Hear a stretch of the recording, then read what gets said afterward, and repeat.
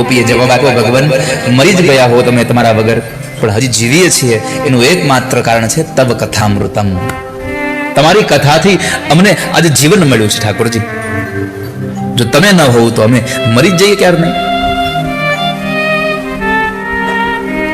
કથામૃતનો અમૃતનો અર્થ છે ન મૃતમ યસ્માત ઇતિ અમૃતમ, કે જે માણસ કથાનું પાન કરે ને એ કોઈ દિવસ મરતો નથી. કથા યાને કે ભગવાનના નામનું, ભગવાનના ગુણાનુવાદનું જે પાન કરે છે. શરીરથી તમે મરી જાઓ પણ તમારા નામથી તમે જીવંત રહી જાઓ. આ મીરાબાઈએ જો ભગવાનના નામનું પાન કર્યું, હજી જીવે છે કે નહીં? નરસિંહ મહેતાએ ભગવાનના નામનું પાન કર્યું, હજી જીવે છે કે નહીં? નહીં તો આપણે ક્યાં નરસિંહ મહેતાને જોયા કોઈ દી? કોઈ આપણી હાથની પેઢી હગા થાય છે, છતાંય નરસૈયાનું નામ આવે તો આપણે કેટલા આનંદિત થઈ જઈએ છીએ. મીરાબાઈનું નામ આવે તો આપણે કેટલા આમ પ્રફુલ્લિત થઈ જાય કે મીરાબાઈની કથા ચાલે છે.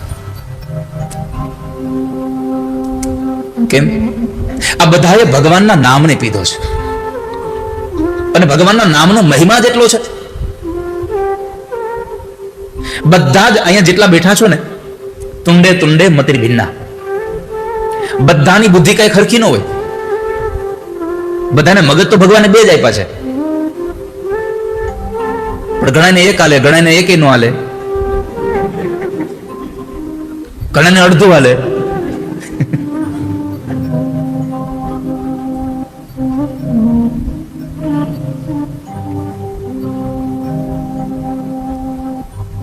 બધાને ભગવાનના નામનો મહિમા અલગ અલગ છે.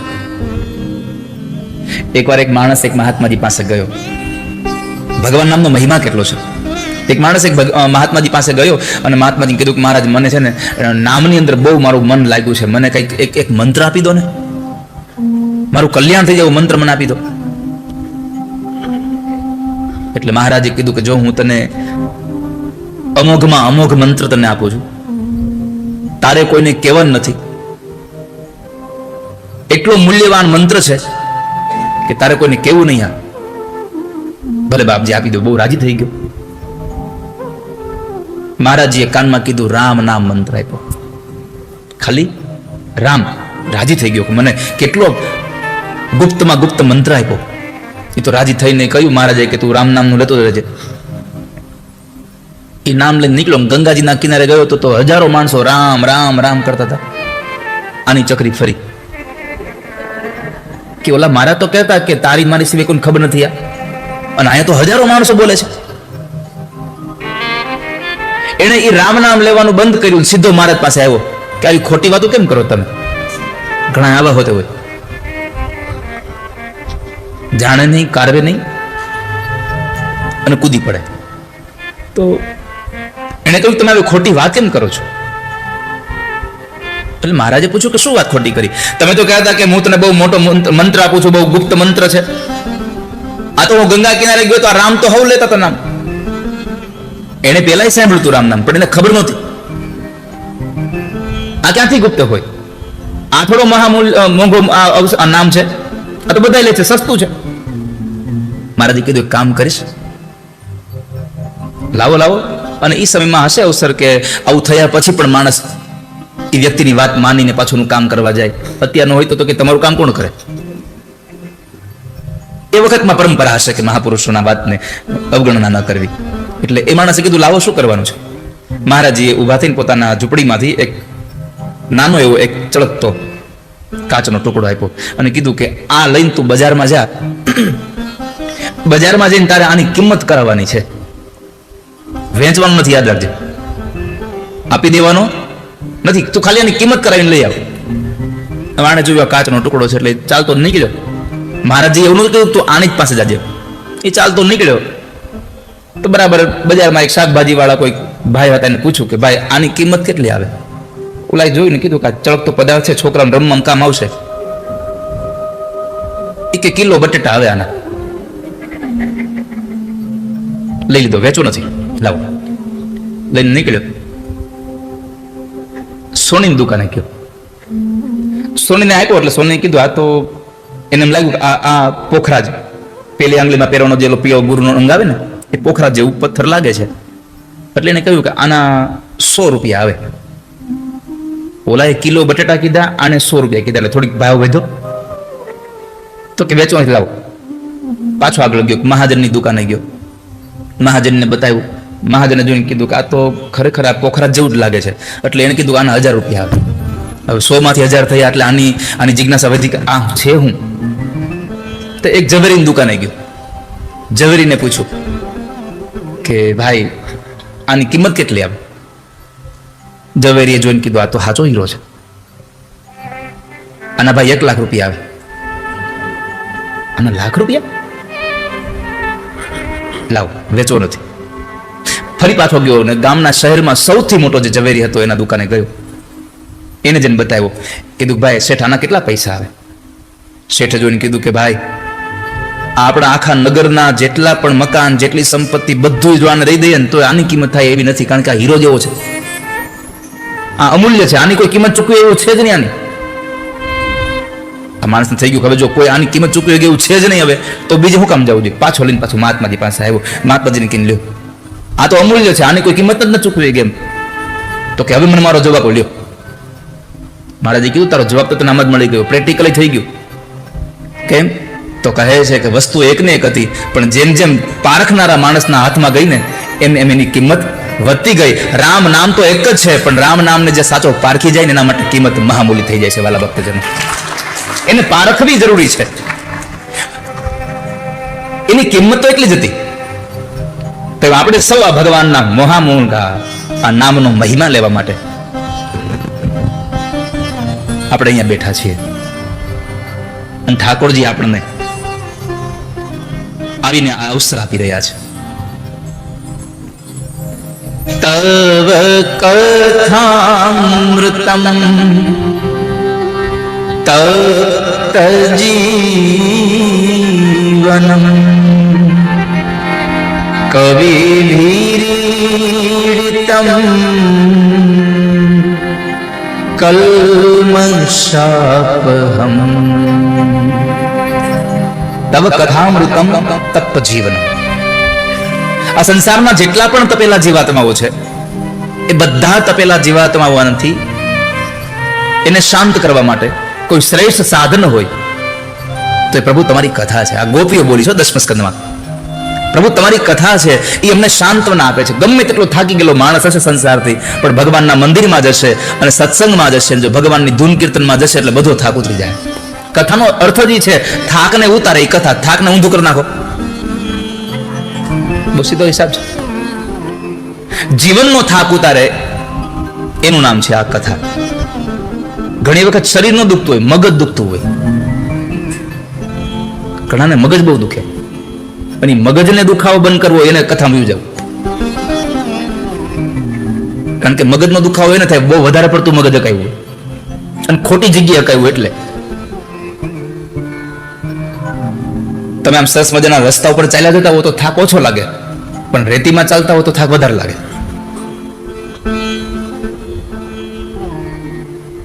તો જે માણસ મગજથી થાકી ગયો છે, પોતાના વિચારોથી થાકી ગયો છે, એવા માણસોએ પ્રભુના સત્સંગમાં જતું રહેવું. કે જે માણસ સત્સંગથી અમર થઈ જાય છે, કથામૃતનું પાન કરે. અષ્ટમ સ્કંદમાં ભાગવતમાં કથા છે કે દેવતાઓએ અમૃત પીધું. તમને બધાને ખબર છે કે દેવો અને દાનવો ભેગા મળી અને પેલા સમુદ્ર મંથન કર્યું. મેરુ પર્વતનો રવૈયો બનાવ્યો, વાસુકી નાગના નેત્રા બનાવ્યા અને મંથન કર્યું. એમાંથી અમૃત નીકળ્યું. એ દેવતાઓએ પીધું, પણ અમૃત પી અને દેવતાઓ અમર બની ગયા, અભય ન બન્યા. આ સંસારમાં તમે કેટલું જીવો છો ને એ બહુ અગત્ય નથી, પણ તમે અભયત્વ સાથે કેટલું જીવા, ભય વગર કેટલું જીવા.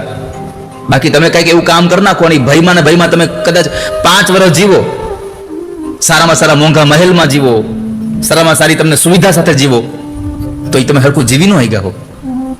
કારણ ભય હતો અંદર. ભયમાં માણસ રોજ મરે છે.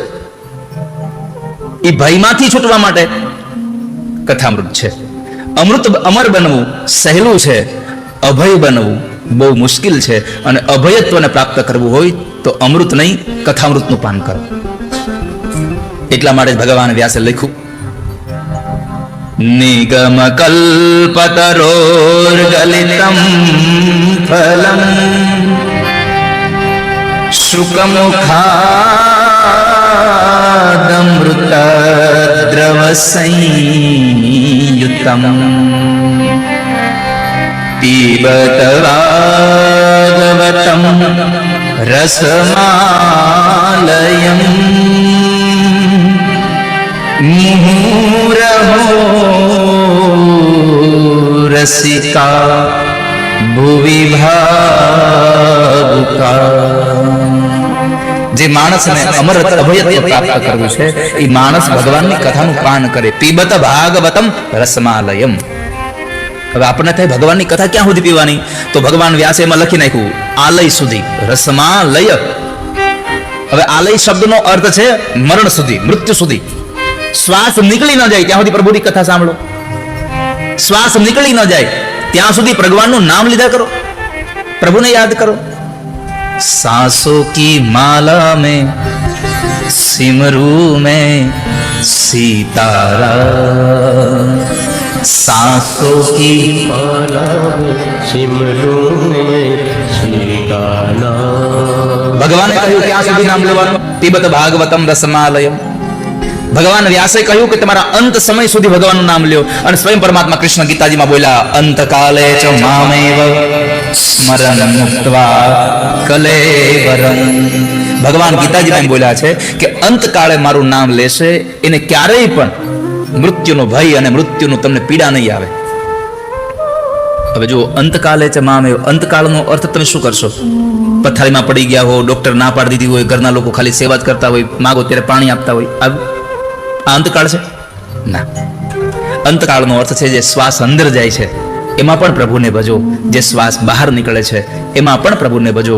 કેમ કે અંદર ગયેલો શ્વાસ તમે બહાર કાઢી શકશો કે નહીં એ પણ આપણને ખબર નથી. અને બહાર નીકળી ગયેલા શ્વાસ પછી નવો શ્વાસ તમે તમારા શરીરમાં ભરી શકશો કે નહીં એની આપણને ખબર નથી. એટલા માટે જે શ્વાસ ક્રિયા ચાલી રહી છે એમાં બધી જ શ્વાસોશ્વાસમાં પ્રભુને યાદ કરો. એટલે કહ્યું સાસો કી માલા મેં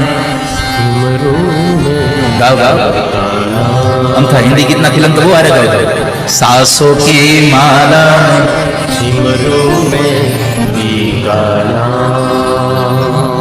સીતારામ. ચાહે તમે જે ભગવાન જો નામ તો ગમે તે છે, નામ રૂપ ઝુંઝવા, અંતે તો હેમનું, અંતે તો સોનું જ છે. એક શેઠજીએ એના પત્નીને કીધું, સાંભળ્યું તેજરીમાં થોડુંક સોનું આપ ને, મારે વીટી બનાવડાવી છે. પત્ની કહ્યું કે તેજરીમાં હોનું છે જ નહીં. અરે શું નથી હરકું જો એમાં હશે દે ને મને. પત્ની કહ્યું છે જ નહીં પણ એમાં ચાવી લાવ. પત્ની કીધું પણ તમે કોઈ દી હોનું લાવ્યા જ નથી તો ક્યાંથી હોય તેજોરીમાં? અરે પણ તું ચાવી દે ને. અને પછી આપણને ખબર હોય કે એમાં સોનાની નાની એવી ટુકડો કે લગડી કઈ પડ્યું ન હોય, એટલે પછી આપણે ચાવી કઈ રીતે આપી તમને બધા બેનોને ખબર છે. તમારી વાત માને નહીં અને પછી પાછું જે તમારે એનું કયું કરવું પડે, એટલે તમે કેમ એને ચાવી આપો એ તમને ખબર છે. એટલે એનો અનુભવ મારે કઈ તમને કહેવાની જરૂર નથી. હસો છો કેમ તમે કયો પેલા? તો પત્ની આમ આમ અકળાઈને ચાવી આપી, લ્યો ચાવી. પેલો માણસ ચાવી લઈ અને તેજુરી ખોલી. પત્નીના ઘણા બધા ઘરણાઓ અંદર પડેલા હતા. એમાંથી એક જૂની વીટી, આમ એકદમ સેફ એનો બગડી ગયેલો તૂટી ગયેલી એવી જૂની વીટી કાઢીને આર્યું હોનું. પત્ની કે આને હોનું કહેવાય? આ વીટી છે. ઓલો કે હોનું છે, તો કે ના વીટી છે, હું હોનું છે. આ શેમાંથી બની? તો કે હોનામાંથી. તો હોનું ન કહેવાય? ના, એને વીટી કહેવાય. પતિ કહે છે પણ તું એને વીટી નથી કહેતી, તું એને વીટી કહે છો પણ આ છે હોનું જ. હવે તું એક વિચાર કર, આને હમણાં આને આપણે ગાળી નાખીએ સોની પાસે જઈ અને પછી નાનો ટુકડો કરી નાખી તો કે હોનું છે. આ વીટી છે. આને એક ગોળ રિંગ કરીને આમાં નાકમાં પહેરવું કરીએ તો કે નથ થઈ જાય. એને હોનું ન કહેવાય? એ છે હોનું જ પણ તો એ કે નથ જ કહેવાય. પતિ એટલું જ સમજાયું કે જેવા જેવા ઘાટ ઘડે ને એવા એવા નામ પડે. નામ રૂપ જુજવા છે, અંતે તો હેમનું. તમે એને એમ ન કહી શકો કે આ હોનું નથી. એમ ભલે તમે વીટીમાં એને રૂપાંતર કર્યું છે પણ છે તો સોનું જ.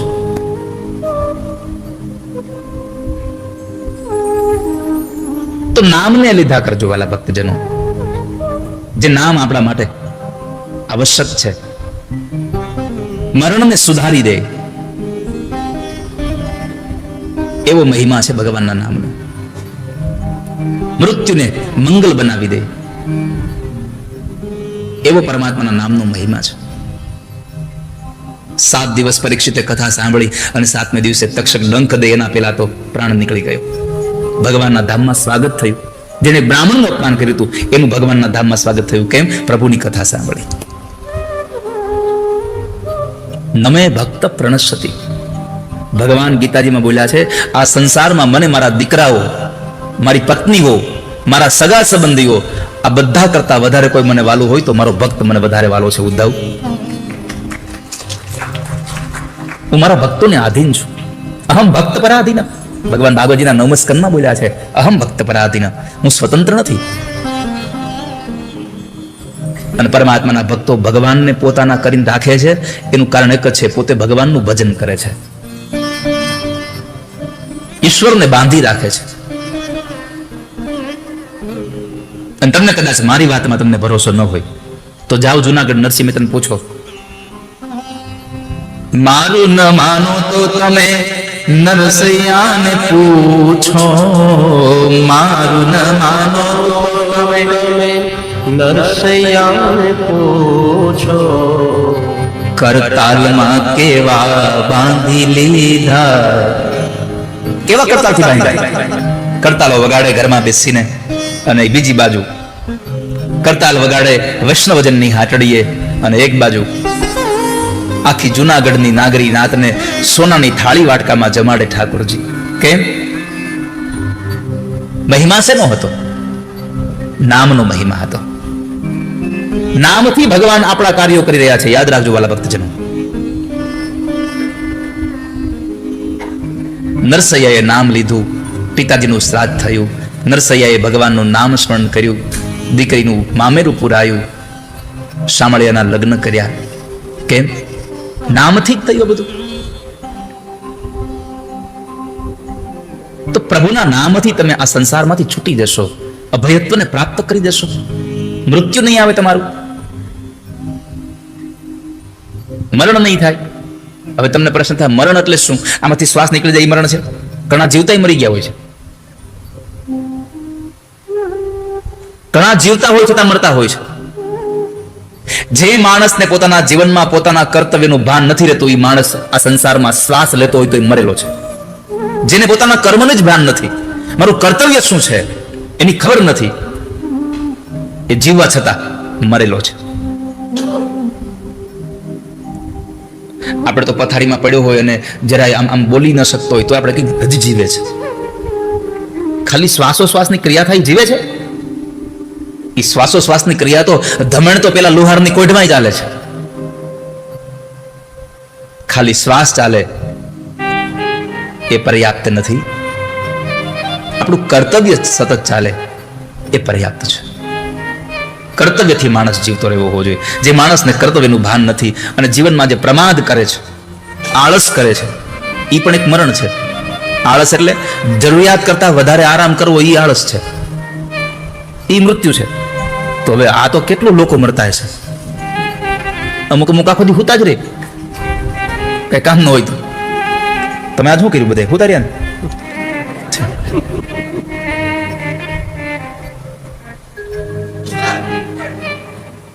જરૂર કરતા વધારે આરામ કરવો એ પણ મૃત્યુ છે આ સંસારમાં. બીજું, ગરીબીનું મૂળ છે આપણો પ્રમાદ. એક સૂત્ર લખી રાખજો તમારી જિંદગીમાં. ગરીબીમાં તમારો જન્મ થાય ને એમાં તમારો કશો જ વાંક નથી. ગરીબીમાં તમારો જન્મ થાય એમાં તમારો કશો જ દોષ નથી, પણ ગરીબીમાં તમારું મરણ થાય એમાં તમારા સિવાય બીજું કોઈ દોષી નથી. સમજાય છે? હલો, સમજાય છે મારી વાત?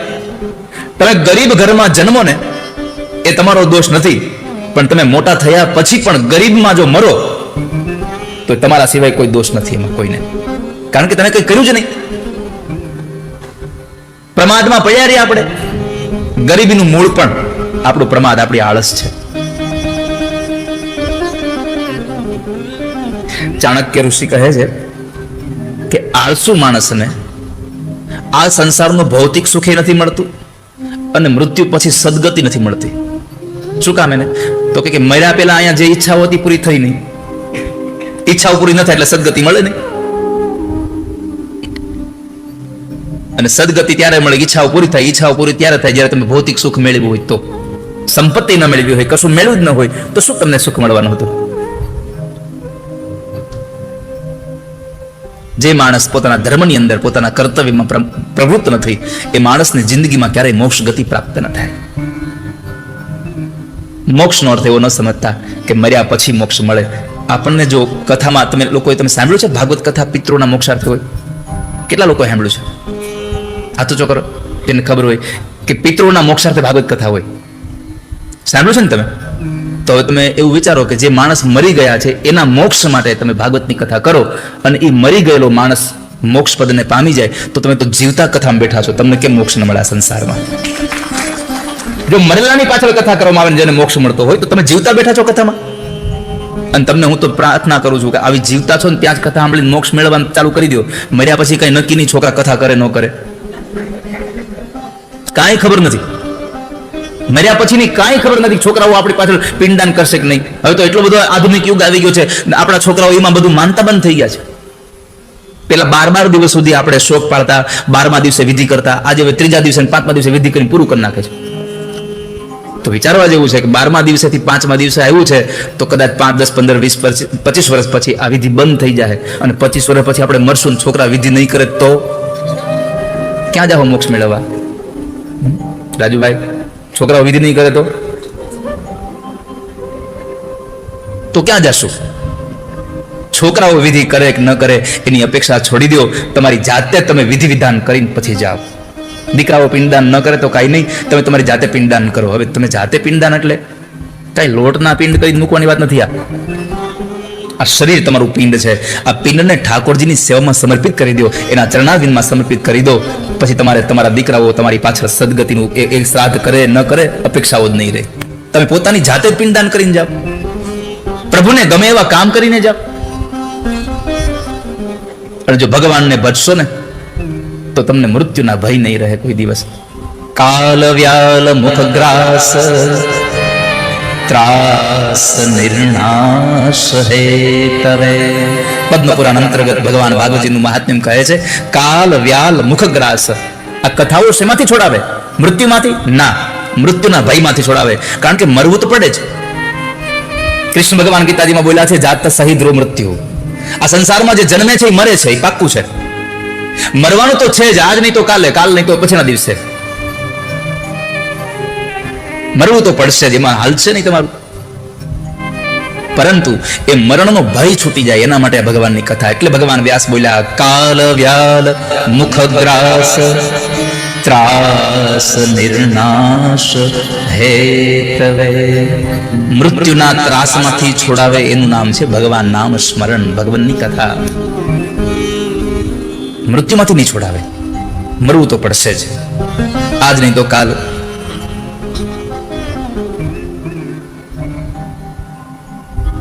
કોના છોરું ને કોના વાછરું, કોના માને બાપ, અંતેરે જાવું જીવને એકલો માટે હેતે હરિનો રસ પીજે. પ્રભુનો રસ પીજો તમે તો મોક્ષ ગતિ મળે. એના માટેની આપણી યાત્રા છે.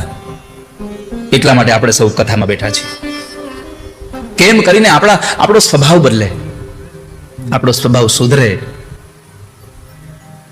એના માટેની આપણી આ યાત્રા છે. તો જેને ધર્મના માર્ગમાં પ્રવૃત્ત નથી થયો એ માણસ ક્યારેય ભૌતિક સુખને કે મર્યા પછી પણ પરલોકનું સુખ પામી નથી શકતો. માટે જિંદગીમાં આળસ ન કરવી.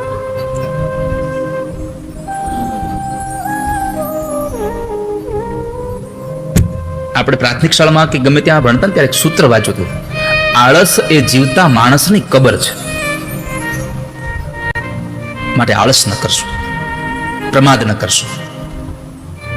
એક ગુરુને ચેલો 2 રૂમ ઓરડામાં સૂતા હતા, આમ ઝૂંપડી હતી, બંને જણા સૂતા હતા. તો ગુરુએ કીધું કે ચેલા, હા ગુરુદેવ, બેટા સુઈ જવું છે, આ દીવો ઠાર નાખ, હવે અંજવાળું પડે છે ને ઊંઘ નથી આવતી. તે ચેલો કે ગુરુદેવ માથે ઉઠીને સુઈ જાવ કે માથે ઉઠી ગયો કે એટલે અંજવાળું નહીં આવે. ગુરુજીને થયું આને ક્યાં મેં કામ ચીંધું. વળી ગુરુદેવ કીધું કે બેટા મને એવું લાગે છે કે બહાર વરસાદ આવતો, જરા જોતો વરસાદ આવે છે. ત્યાં બરાબર બહારથી એક મીંદડી અંદર આવી, એટલે ચેલો બોલ્યો કે આ મીંદડીને અડી જો, એ બહારથી આવી છે, જો ભીની હશે તો વરસાદ હશે, નહીં હોય તો નહીં હોય. ગુરુને થયું આને તો હદ કરી નાખ્યું. હવે છેલ્લું કામ છે, એક કામ કર, આ દરવાજો બંધ કરી દે. તો ચેલો કે બે કામ મેં કર્યા, એક તમે કરી લ્યો. હવે આટલી લોકોમાં આળસ કરી ગઈ છે. આળસ અને પ્રમાદ ન કરવા જોઈએ. સ્વકાર્યમય કુર્વીત પૂર્વાહે ચાપરાહિનકમ નહિ પ્રતિક્ષતે મૃત્યુઃ કૃત્રમસ્ય નવા કૃતમ. પોતાના કાર્યમાં ક્યારેય પણ પ્રમાદ ન કરશો. અંતતો ગત્વા, અંતિમ સમય સુધી સતત મંડ્યા રહો. સતત પ્રભુનું નામ લીધા કરો. ભાગવતજીમાં માં યશોદાજી જયારે તમે જુઓ દધિમંથન કરવા બેસે, તમે બધા કથા સાંભળી છે કે ઓલા કનૈયા માટે માખણ ઉતારવું હતું, એટલે માં પોતે બેઠા. તો શું થયું? માં દધિમંથન કરતા કરતા યાની યાની હગીતાની તદબાલ ચરિતાની ચ દધી નિર્મંથને કાલે સ્મરંતિ ગાન્ય ગાયત. માં યશોદા દધી મંથન કરતા કરતા ભગવાનના બાલચરિત્રના ગીતો ગાતા હતા. કેમ? તમારી ભાષામાં કહું, કરતા જઈએ ઘરના કામ. એ મનમાં નથી બોલવાનું. હું જ્યાં ઉભો રહી જાઉં, મને ખબર છે કે તમને જેટલું આવડે છે ત્યાં જ ઉભો રહી જઈશ. હું ભાગવતજીના એક શ્લોકમાં ઉભો નહીં રહી જાઉં, જોજો તમે. કારણ કે મને ખબર છે કે તમને ખ્યાલ નથી, એટલે મારે તમારા પર ન છોડાય. આપણે એટલો જ ભરોસો કરાય જેટલું સામે વાળામાં આપણને દેખાતું હોય. ફરીથી એક વાર, કરતા જઈએ ઘરના કામ, કરતા જઈએ ઘરના કામ, લેતા જઈએ રામ નામ. પરમાત્માનું નામ લેશો ને તો અમરત્વ અભયત્વને પામી જશો. તમારે નિર્ભય બનવું હોય તો પ્રભુના નામને લો.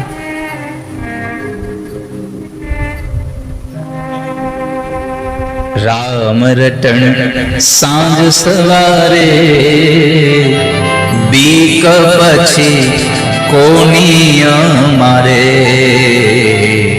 રામ રટણ સાંજ સવારે, બીક પછી કોની અને જો અમારે. એક વાત મને પણ કીધું હારે આવ્યું છે, તો તમે ભગવાનનું નામ લેશો ને એટલે દુનિયા તો બોલશે. જો કથામાં આવશો, અહીંયા બેઠા છો કથામાં, અને કથામાં આવીને તમે જો ધૂન કીર્તન આવે ને તાળીઓ પાડશો ને તો બાજુ તરત કે આને તો ઉભરાઈ ગઈ લાગે, તરત જ બોલશે આને ભક્તિ ઉભરાઈ ગઈ લાગે છે. અને તાળીઓ નહીં પાડો આમ નામ બેસો તો કે આને તો આ નાસ્તિક જેવો છે, તાળીઓ નહીં પાડતો. कुछ तो लोग कहेंगे लोगों का काम ही है कहना. दुनिया છે તમે તાળી પાડશો તો બોલશે, નહીં પાડો તો બોલશે. એટલે એની પરવા ન કરો. રામ રટણ સાંજ સવારે, બીક પછી કોની અમારે. રામ રટણ સાંજ સવારે, બીક પછી કોની અમારે. दुनिया तो रंगी वाला भावे बोले. दुनिया तो રંગી વાલા આવે દુનિયા છે, બોલ્યા જ કરશે. ગમે તેમ કરશો, કઈક કરશો ને તોય દુનિયા બોલશે, નહીં કરો તોય બોલશે. આનું કામ જ છે. અને અમુક ને સ્પેશિયલ કેસમાં ભગવાન મોકલ્યા દુનિયામાં, એને ઈ જ કરવાનું, બીજું કઈ કામ જ ન એનું. અમુકને ખાલી સ્પેશિયલ કોકની ભૂલ ગોતવા જ મોકલ્યા હોય દુનિયામાં. તમે જોજો અમુક ઘણા કથામાં આવે ને તો એ જોવે કે આ થોડીક લાઈટ આ બાજુ મૂકી, આ બાજુ મૂકી તો સારું જ થોડીક. એના તારે લાઈટ લેવા દેવા છે, તું કથા સાંભળે શાંતિથી. પણ ઘણાને આ ભૂલ હાટું જ મોકલ્યા હોય. અને સારું છે કે લોકો આપણી ભૂલ શોધવા માટે રહે છે ને, એટલે આપણી ભૂલો ઓછી થાય છે. હું હંમેશા કહેતો રહ્યો છું કે જ્યારે વિરોધીઓ વધે ને ત્યારે સમજવું કે ઠાકોરજી કૃપા કરી સીસીટીવી કેમેરા મૂક્યા, ભૂલ ઓછી થાય. દુનિયા દોરંગી વાલા ફાવે એમ બોલે, દુનિયા ગૌરંગી વાલા પાવે બોલે. તારી નાવડીને હાથ કિનારે. આમ અંદર જાય તો બીક લાગે ને કે હવે શું થાય, આપણે કિનારે કિનારે જ રહેવું. નાવડીને હાથ કિનારે, બીક પછી કોની અમારે. નાવડીને હાથો કિનારે, બીક પછી કોની અમારે. રામ રટણ સાંજ સવારે, બીક પછી કોની અમારે. રામ રટણ સાંજ સવારે, બીક પછી કોની અમારે. તમારું મન ભગવાનમાં લાગી જશે ને પછી તમને સંસારની બીક વહી જશે, મૃત્યુનો ભય છૂટી જશે. પ્રભુનું નામ તમને મરણમાંથી નહીં બચાવે, પણ મરણના ભયમાંથી અને મરણના જે અંતિમ સમયની જે વેદનાઓ છે એમાંથી તમને ચોક્કસ બચાવી દેશે. માટે પ્રભુને યાદ કરીએ. એટલે પ્રભુ પાસે માંગવું ઈ જ જોઈએ. પ્રભુ બીજું કઈ થાય કે ન થાય, પણ બસ મારો અંતિમ સમય આવે ત્યારે તમારું નામ મારા જીભ ઉપર હોય, તમારું સ્મરણ મારા મનમાં હોય, મારી આંખ સામે તમારી મૂર્તિ હોય. આવી કૃપા કરજો નાથ. इतना तो करना स्वामी, जब प्राण तन से निकले, गोविंद नाम लेकर जब प्राण से निकले. અમારું પ્રાણ નીકળે ત્યારે ગોવિંદ તમારું નામ હોય. તમારા નામ લેતા લેતા માં યશોદા એ જ કહ્યું ભગવાનને, પ્રભુ તમારે આપવું હોય તો એટલું આપો કે જેમ આજે ખોળામાં બેઠા છો, આજ મારી પાસે છો, એમ જ્યારે તમારી માં યશોદા આ ધરતી છોડે, આ શરીરને છોડી દે, ત્યારે તમે ઠાકોરજી મારા ખોળામાં બેઠા હો, તમારી યશોદા પ્રાણ છોડી દે એટલી કૃપા કરો. બીજું કશું નથી જોઈતું. અરે દાદા ભીષ્મને પૂછ્યું ભગવાને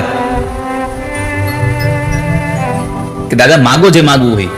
દાદા ભીષ્મના આ પ્રસંગમાંથી વાલા ભક્તજનો વિચારવા જેવું છે. પ્રભુ પાસે જઈને માગવું શું જોઈએ? આપણે તો સવારમાં જેવા મંદિરમાં ગયા નથી, કાંઈ કીધું નથી, હે ભગવાન થોડો ધંધો વધ્યો કંઈક કરજો. પણ હવે કેટલો કરવો છે? પરમાત્મા પાસે માગવું જોઈએ, પ્રભુ મને તમારું સ્મરણ રહે. ભાગવતજીના 12મા સ્કંદનો શ્લોક છે, ભવે ભવે યથા ભક્તિ પાદયોસ્તવ જાયતે, તથા કુરુષ્વ દેવેશ નાથસ્ત્વમ નો યતઃ પ્રભો. ઠાકોરજી કૃપા એટલી કરજો કે અમારા જીવ ઉપર તમારું નામ રહે, દરેકે દરેક અવતારમાં, દરેકે દરેક જન્મમાં. ભવે ભવે યથા ભક્તિ, તમારી ભક્તિ થાય અમને.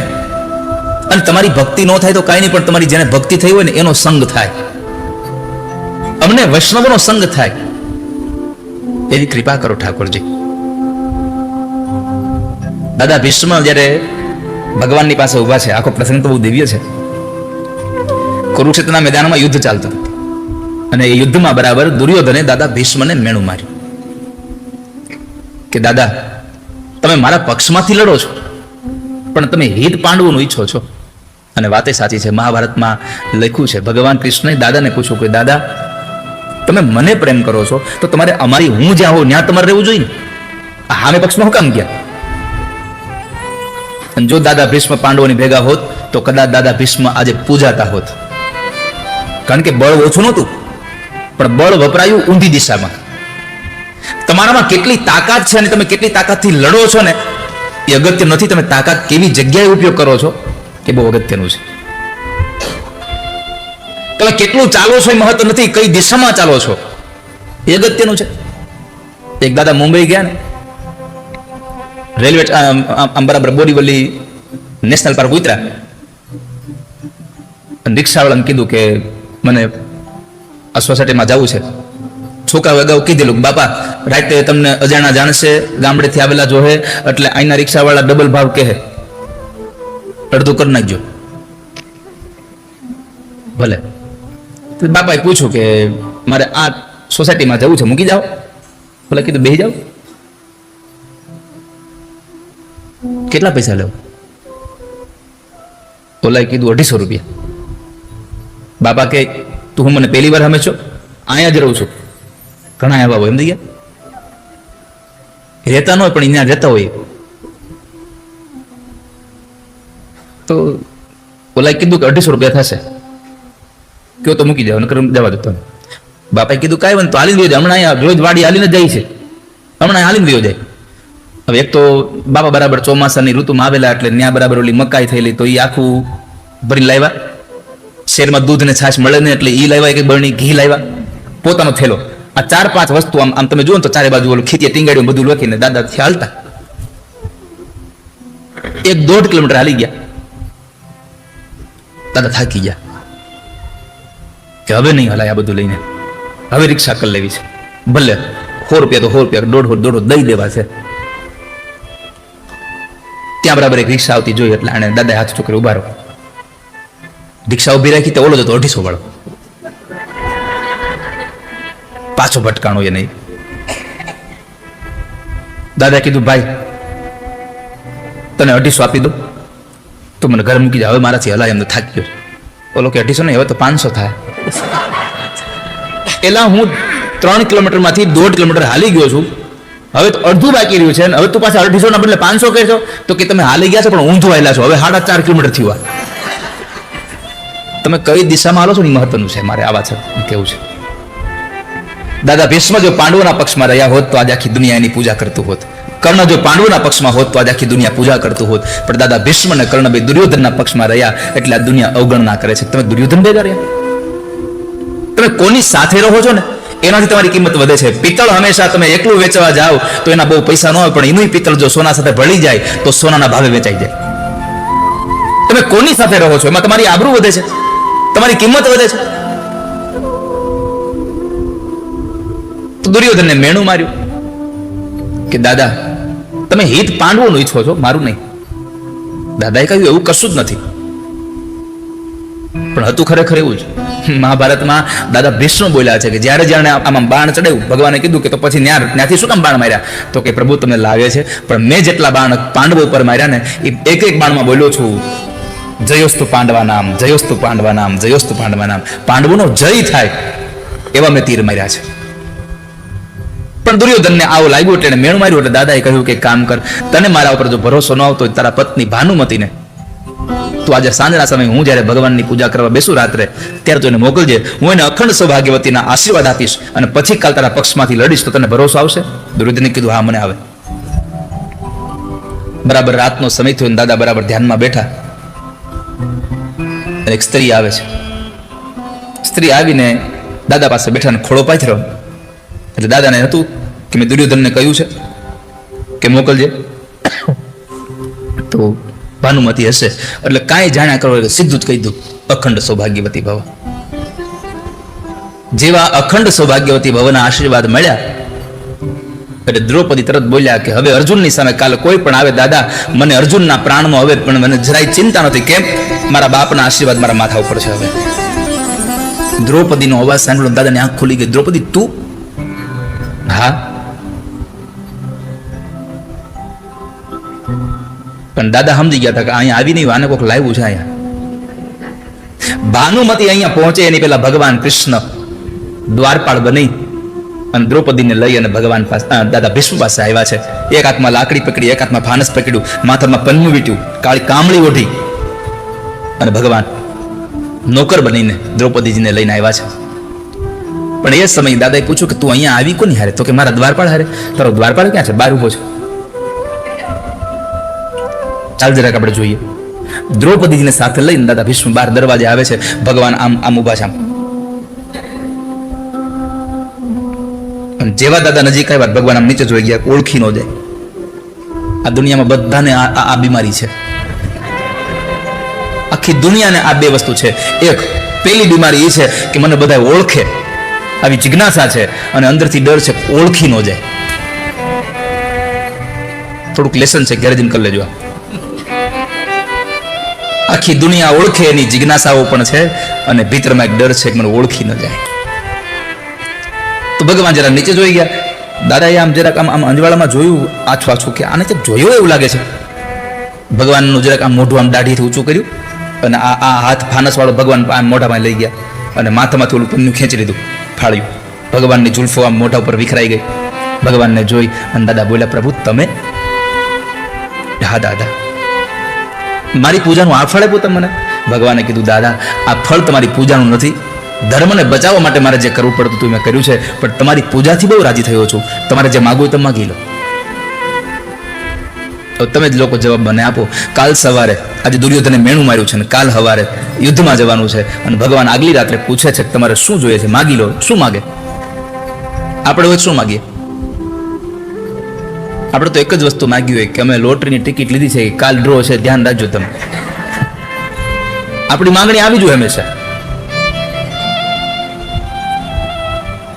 પરંતુ દાદા ભીષ્મને જ્યારે કહ્યું માગો તમારે શું જોઈએ છે, ત્યારે ભગવાન પાસે દાદા ભીષ્મ માગે છે, સદેવ દેવો ભગવાન પ્રતિક્ષતાં કલેવરમ યાવદિદમ હીનોમ્યહમ પ્રસન્નહારારુણલોચનો લસન મુખાંબુજો ધ્યાન પથશ્ચતુર્ભુજમ. દાદાએ કહ્યું, ભગવાન આપવું હોય તો કૃપા કરો. શું? રોકાઈ જાઓ. ભગવાન પાસે શું માગવું જોઈએ એની કથા છે. રોકાઈ જાઓ. ક્યાં સુધી? તો કહે છે કે જ્યાં સુધી મારું મૃત્યુ ન આવે ત્યાં સુધી. એટલે તો કહે છે કે મારું મરણ હોય ને ત્યારે તમે મારી સામે ઉભા રહેજો, અને એ પણ આમ સામાન્ય રીતે નહીં હો, ચતુર્ભુજન, 4 હાથવાળા થઈ અને ઉભા રહેજો. અને રોકાવું પડે છે મારા કે તમે કીધું ને માગ્યું છે, અને રોકાવું પડે છે તો ઉતરી ગયેલા મોઢે નહીં, પ્રસન્ન થઈને, પ્રસન્નહારા, પ્રસન્ન થઈને મારી સામે ઉભા રહેજો, અને મને દર્શન આપો, અને તમને જોતા જોતા હું આ શરીર છોડી દઉં એવી કૃપા કરજો ભગવાન મારા ઉપર. મારો અંત સમય જ્યારે આવે પ્રભુ, તમે રહેજો આ નૈનો નિશાને પ્રભુ. મારો અંત સમય ગાયે પ્રભુ તમે રહેજો આ નૈનો નિશાને પ્રભુ.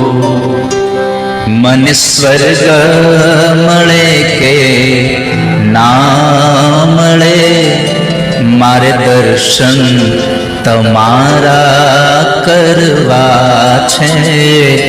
મને સ્વર્ગ મળે ના મળે, મારે દર્શન તમારા કરવા છે. મને મેવા મળે કે ના મળે, મારે સેવા તમારી કરવી છે. મને મેવા મળે કે ના મળે, મારે સેવા તમારી કરવી છે.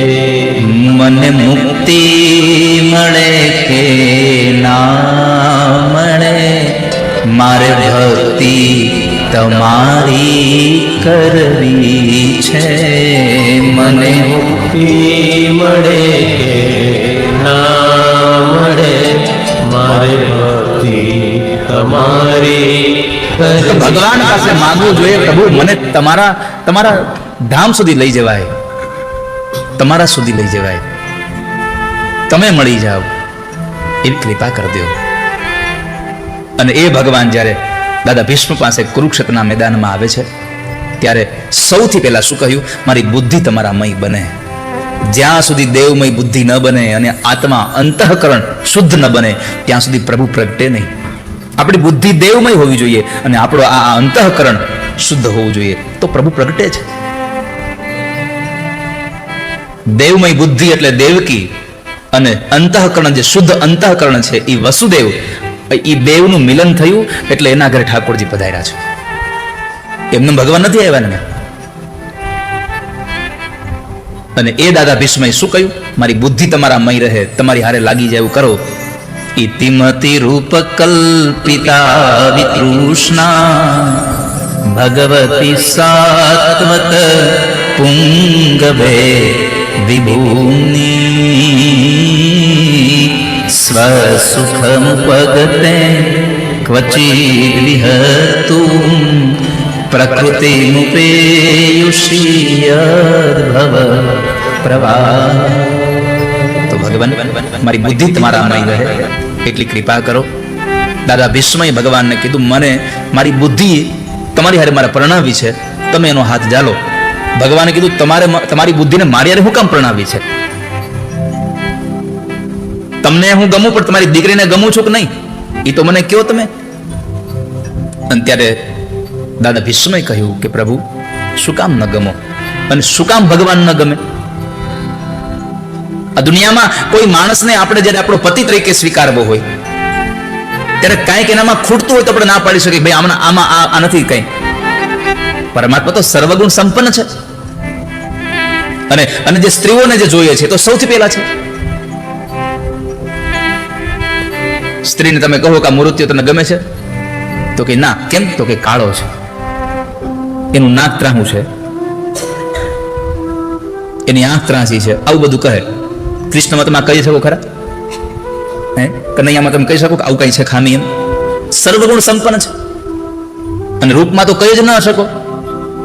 તારા સ્વરૂપ ન્યારા ન્યારા મેં તો તન મન ધનો વાર્યા. એનું સ્વરૂપ જોઈને થાય કે આપણું બધું દઈ દઈએ. ખાલી માથામાં કાંઈ ન હોય, ખાલી એક આમ દોરી વીટી હોય. આ તો હવે આપણે મુગટ પહેરાવીએ છીએ. એ સમય કૃષ્ણ પાસે કઈ મુગટ નહોતા. એ જંગલમાં જતા અને જે ગાયોના ગળામાં જે દોરડાઓ બાંધતા ને એ દોરડા અહીં માથે વીટતા અને પછી એમાં મોરપીક નાખતા. એનો શિંગાર હતો. તારા સ્વરૂપ ન્યારા ન્યારા મેં તો તન મન ધનો વાર્યા.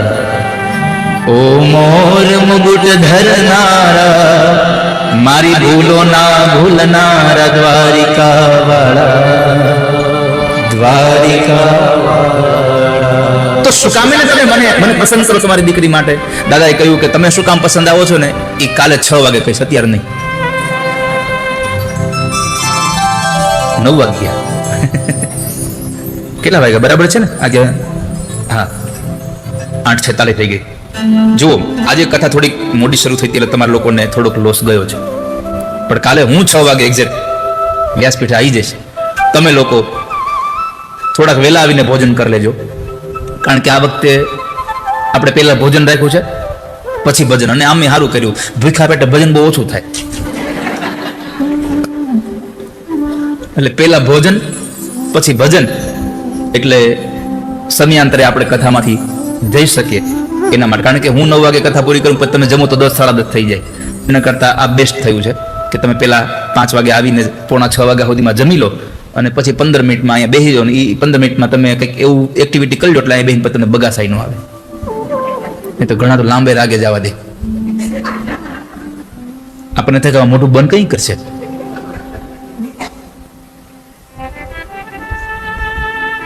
તો આવતીકાલે 6 વાગે યાદ કરાવજો. કથા ક્યાં પહોંચી છે આપણી? કાલે ક્યાંથી કથા શરૂ કરવાની છે? અરે 6 વાગે નહીં.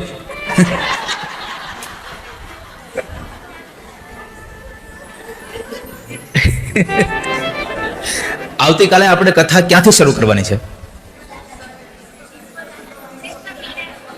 દાદા ભીષ્મએ કહ્યું કે તમને શું કામ એને પતિ તરીકે ન સ્વીકારીએ? અહીંયાથી. બરાબર છે? આજે આપણે કથાને વિશ્રામ આપીએ.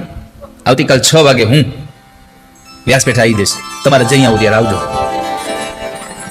આજે એટલું જ કહેશું, દ્વારિકાનો નાથ મારો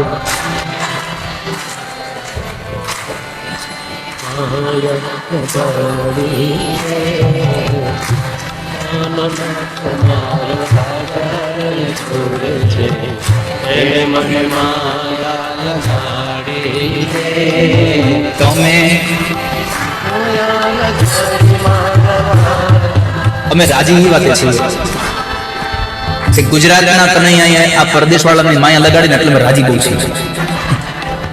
તમે મને માયા લગાડી મારા વાલા તમે મને માયા લગાડી મારા વાલા એણે મને માયા લગાડી રે એને મને માયા લગાડી રે સામે મને માયા લગાડી રે તમે મને માયા લગાડી ગાયો ગોવાળ મારો રાજા રણ છોડ છે એણે મને માયા લગાડી રે માયાનો ગવાળ મારો રાજા રણ છોડ છે એને મને માયા લગાડી રે આજનો દિવસ તમને કહી દઉં, કાલથી નહીં કહું. જેટલા લોકો દીકરા દીકરીઓના લગ્નમાં અને બીજી ત્રીજી પાર્ટીમાં નાચ્યા હોય તો અહીંયા નાચી લેજો, કારણ કે એ પાર્ટીની નોંધ કોઈ પાસે નહીં હોય અને હશે તો એવી હશે કે હજી આને નાચવાનો શોખ બંધ નથી થતો, આ ઉંમરે શોખ બંધ નથી થતો, એવી નોંધ થશે. અને અહીંયા તમે નાચશો ને તો કોઈ નોંધ નહીં લે તો કાંઈ વાંધો નહીં, મારો ઠાકોરજી નોંધ લેશે. અને ભગવાને નક્કી રાખ્યું છે કે મારી સામે નાચે એને જિંદગીમાં ક્યારેય બે હાથવાળા પાસે નાચવું પડે એવો સમય નહીં આવવા દેવો એની જિંદગીમાં ક્યારેય. ગાયોનો ગવાળ મારો